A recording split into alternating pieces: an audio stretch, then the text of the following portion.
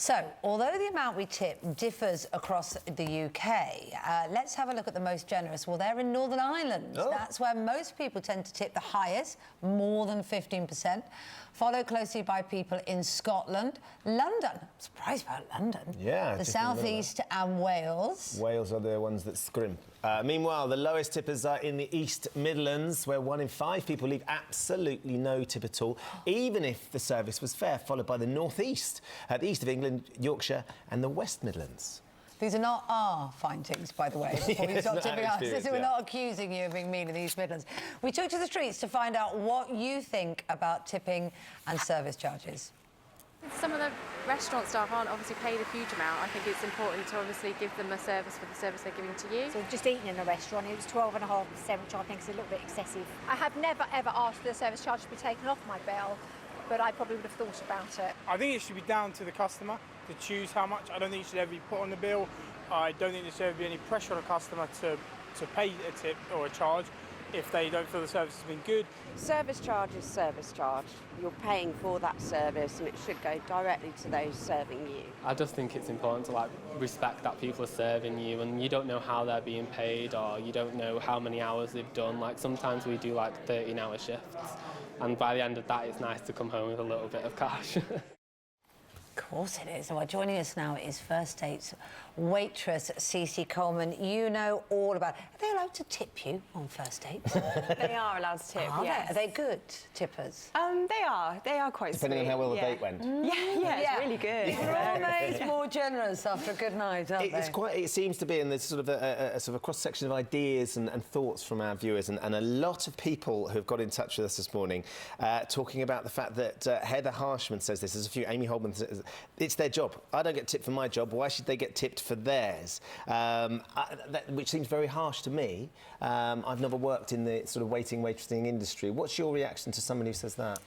Well, I think, when you go to a hair salon, for instance, if they do a really good job of my hair, I would always leave a tip. If I go and get my nails done, it would be the same thing. So you're paying for the service of what they've done, but if you feel that somebody's gone the extra mile, then why not leave a tip? I always would. What if I've worked as a waitress, and I think it makes all the difference if you get tips. It just makes a massive difference. But what about if you're in a retail, working in retail? That's what somebody said. I work in retail. We work very hard. We help people with choosing. We go and get sizes for them. No one ever thinks to leave a tip for us. And she says we work on minimum wage too.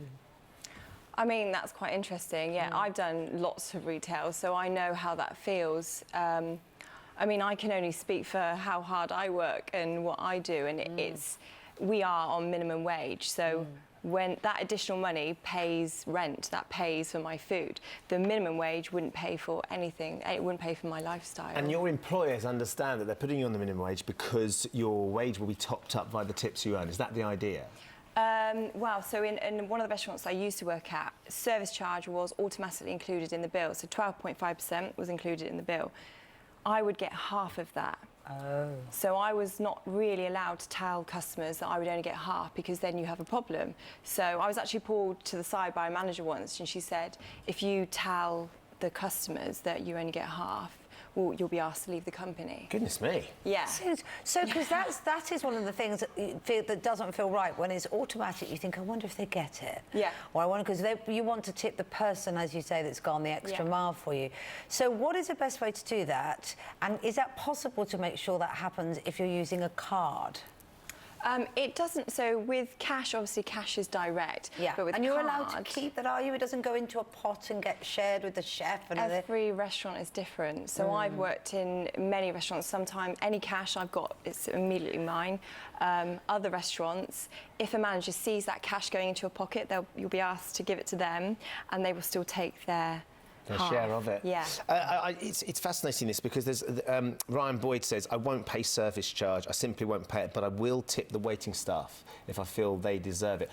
As a waitress, would you rather the service charge was taken off and then it was reintroduced as, look, tip our service for cash rather than on a card? Yeah, I would. If in an ideal world there would be no service charge, because I feel if you've done a good job, you should be rewarded for that. So if I've gone the extra mile, which I always do, then I not should, but it would be really nice if someone said, here's £2, you know, because you were lovely today. Whereas if my colleague does it, if we're all in the same boat and everybody's sharing and they're not so good, why should they get half of, you know, my pound from that £2 that I've made? One of the reasons, I guess, one of the reasons why they introduced the idea of a service charge, though, it could be tracked and it could be taxed carefully as well, because if everyone's getting cash and you can earn quite a lot of money from cash, declaring those tips is hugely important, isn't it? And imperative. Well, I worked in America as a waitress as well, and it was all cash-based, so there was no minimum wage. So my salary was paid by tips. Entirely by tips? Yeah. And you declare all those tips? Yeah. In the spirit of such honesty, can you be equally honest about if someone gives a bad tip, whether you see them go to the kitchen and spit in their food? I'm always worried about that. I would never ever do that, because I think that's I've got too many morals. Two people. But I will have a little word in my own head about, you know, that person didn't pay full service, or, you know, or when they say, can you remove the service? And I think, I have worked so bloody hard.